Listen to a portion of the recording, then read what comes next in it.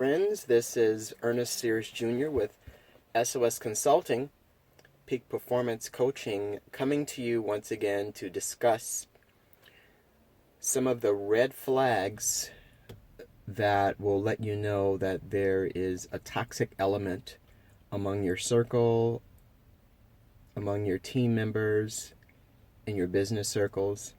And my message to you with these 13 toxic red flags is that it's very important to, when you observe these, to root them out and to do what is necessary to address the issue of toxicity and get that out of your group, get that out of your circle. So we have already discussed 3 of the 13. The first toxic red flag had to do with someone who has a lack of enthusiasm about their own life.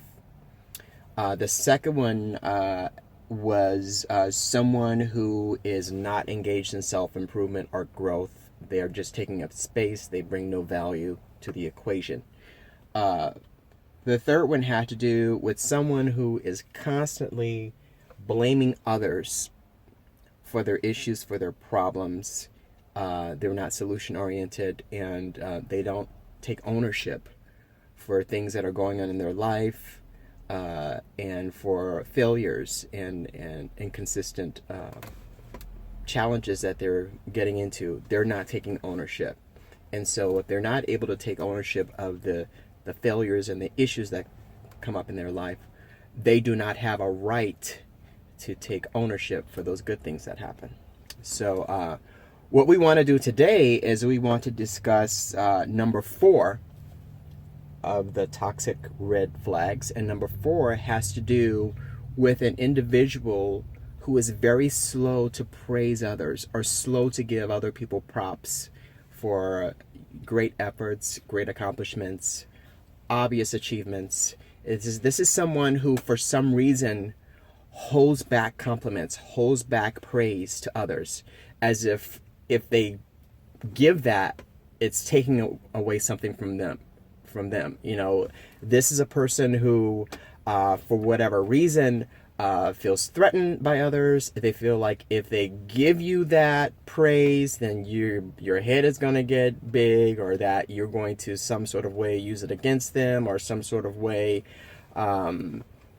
it's just going to come back to bite them. I don't know what kind of baggage that this type of person might have that might cause them to have this kind of behavior, but certainly a person who consistently withholds praise from others that obviously deserve it, there's an issue there, especially if it's not a one-time thing. And I'll tell you what I'm not talking about. I'm not talking about someone who is withholding praise from someone who is obviously arrogant, from someone who already does have a big head, from someone who maybe has not done a very good job and does not deserve praise, from someone who has some challenges when it comes to meeting goals, and they are consistently not doing what needs to be done.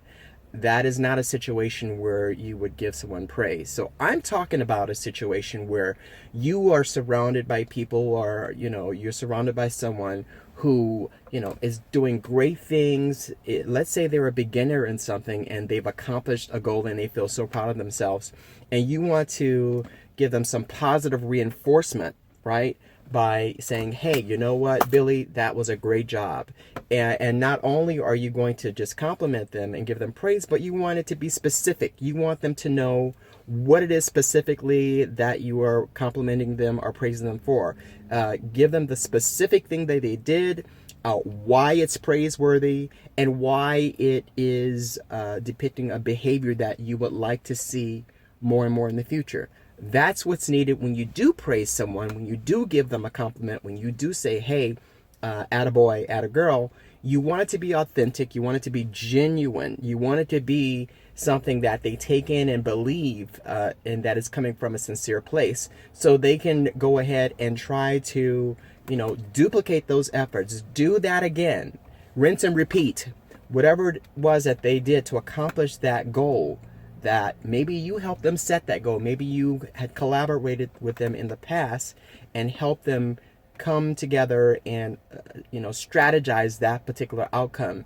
And because you were able to be someone who observed it, someone who witnessed it, then your praise, your compliment is going to go very, very far into getting them to establish that goal as like a consistent behavior that they're going to engage in over and over and over again, and leverage in order to be able to reach other goals in their lives.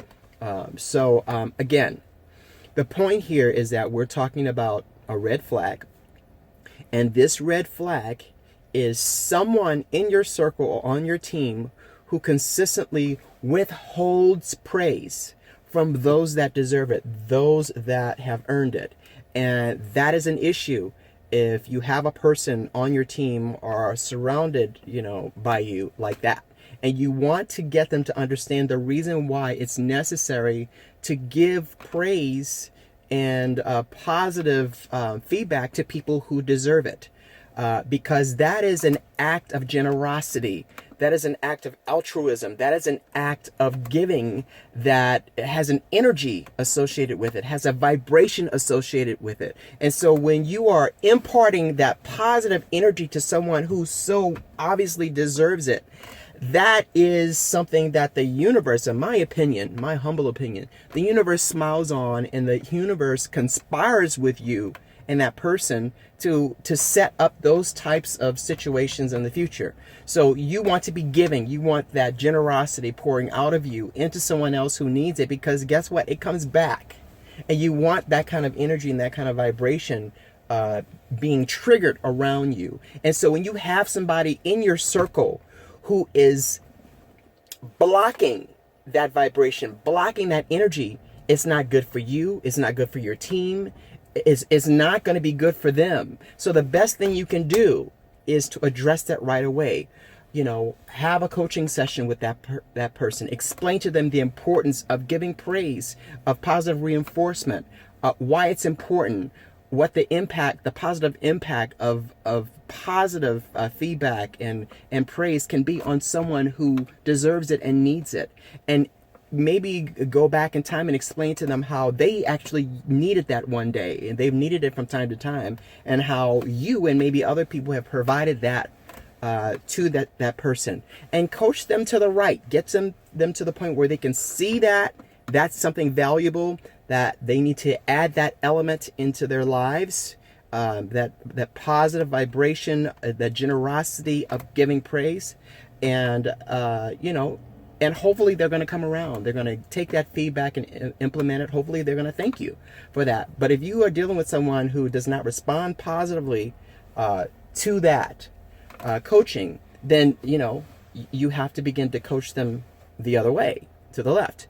This is somebody who, if they don't change that particular behavior after a while, it will impact you. It will impact your team. So you really need to begin to distance yourself and your team from that person if they are not able to get on track and begin to harness the positive vibration of being providing positive feedback and being generous with compliments when it's deserved. So I believe that's all I wanted to cover today. It's the red flag number 4 when it comes to people who are slow to give praise.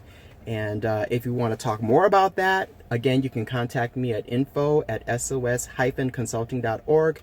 You can contact me on Instagram at dream_coach. You can get me on Twitter at sos_consulting_. And Snapchat also as SOS Consulting. But at any rate, thank you all for tuning in, and it's always a pleasure speaking to you, and a pleasure getting your feedback and your comments. And I look forward to next week when we talk about people who carry bitterness and baggage, about past hurts. And how, if they don't get help with that, how that can destroy them and your team. So again, reflect, recalibrate, reinvent. Take care. See you next time.